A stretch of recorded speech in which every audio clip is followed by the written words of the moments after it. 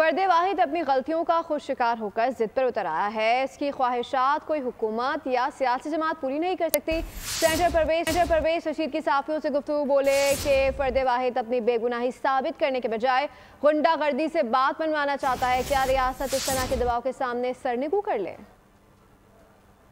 जो है वो अपनी गलतियों का, अपने गुनाहों का खुद शिकार हो गया और अब उससे बचने के लिए वो जिद पे उतरा। वन मैन मुकाबला पूरे पाकिस्तान के अवाम, वो अकेला है। उसके अपने मुतालबे, उन मुतालबों को या उसकी जो ख्वाहिशात है वो कोई पॉलिटिकल पार्टी, कोई हुकूमत, कोई फर्द वाहिद पूरा ही नहीं कर सकता। वो अदालत में अपनी बेगुनाही साबित करने को तैयार नहीं। वो कहते हैं कि मुझे सियासी हंगामा आराई से, गुंडागर्दी से, लश्कर कशी से मैं अपनी बात को मनाऊं।